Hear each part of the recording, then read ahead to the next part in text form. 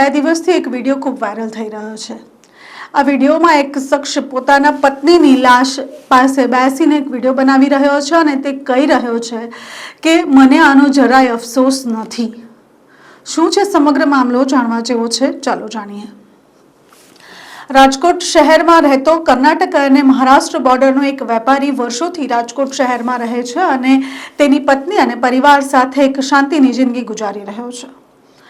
પણ આ વ્યક્તિ તેનું દુઃખ ત્યારે બહાર આવે છે જ્યારે તે પોતાની જ પત્નીને મોતના ઘાટ ઉતારે છે અને પછી વિડીયો બનાવીને સોશિયલ મીડિયા પર નાખે છે। અમે લોકો હંમેશા કહેતા આવ્યા છે કે ક્રૂરતા હવે દિવસે ને દિવસે વધી રહી છે અને આજકાલ તો પતિ અને પત્ની એકબીજાનું ખૂન કરી નાખે તેવા કિસ્સાઓ સાંભળવા રોજ મળી રહ્યા છે। એમ લાગે છે જાણે ખૂબ આમ વાત થઈ ગઈ હોય। એવો જ એક કિસ્સો રાજકોટમાં બન્યો છે। તેને પોતાની પત્નીને પથ્થરના બ્લોક વડે માથું છૂંદીને મારી નાખી છે અને તેની લાશની પાસે બેસીને તે વિડીયો બનાવી રહ્યો છે અને તે કહી રહ્યો છે કે મને જરાય અફસોસ નથી। 17 વર્ષ થયા મારા લગ્નને, પણ મારી પત્ની મારા પાર્ટનર સાથે પ્રેમ સંબંધમાં હતી ને ઘણીવાર સમજાવ્યા બાદ પણ તે બંને સુધરતા નહોતા, એટલે મારે કંઈક તો પગલું ભરવા જેવું જ હતું।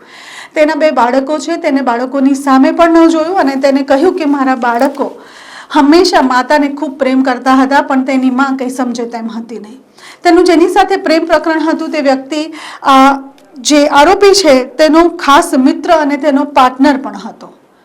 આ વ્યક્તિએ સોસાયટીવાળાની માફી માંગી છે, પરિવારની માફી માંગી છે ને સાથે તેને કહ્યું છે કે હું સામેથી જ મીડિયાને કોલ કરીશ, હું સામેથી જ પોલીસને કોલ કરીશ અને તે કરે છે પણ તે પોતે જ પોલીસ સ્ટેશન ફોન કરે છે અને પોલીસને તે જણાવે છે કે તેને તેની પત્નીની હત્યા કરી છે અને હવે તે આત્મસમર્પણ કરવા જઈ રહ્યો છે।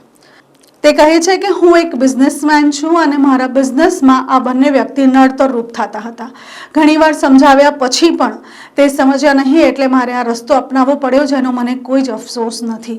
હવે વિચારવાનું એ છે કે માં મરી ચૂકી છે, પિતા હવે જેલના સળિયા પાછળ છે અને તેના બંને દીકરા અને દીકરીના ભવિષ્યનું શું તે વિચારવા જેવો પ્રશ્ન છે। આ વિડીયોમાં આરોપી પોતે જ કહી રહ્યો છે કે મારી દીકરી 10મા ધોરણમાં ભણી રહી છે। હવે વિચારવાનું એ છે કે જ્યારે તેને આ પત્નીની હત્યા કરી ત્યારે તેને વિચાર નહીં આવ્યો હોય કે તેની દીકરી અને તેના દીકરાનું ભવિષ્ય બગડી શકે છે। શું તે એક મોકો તેની પત્નીને નહોતો આપી શકતો? 17 વર્ષના લગ્ન જીવનને આ રીતે ટૂંકાવી દેવું અને 17 વર્ષના લગ્ન જીવનમાં પત્નીને આ રીતે નિર્મમ હત્યા કરવી કેટલું વ્યાજબી કહેવાય? આ વ્યક્તિ કેટલો ક્રૂર હશે, તેના મનમાં કેટલી નફરત તેના પત્ની અને તેના મિત્ર માટે હશે તે વિચારવા જેવી વાત છે। પોલીસે હાલ તે વ્યક્તિની ધરપકડ કરી છે। વ્યક્તિ અત્યારે છે તે પોતાનો ગુનો કબૂલ કરી જ રહ્યો છે, પણ આખા વિષયમાં તમારે શું કહેવું છે જરૂરથી જણાવશો।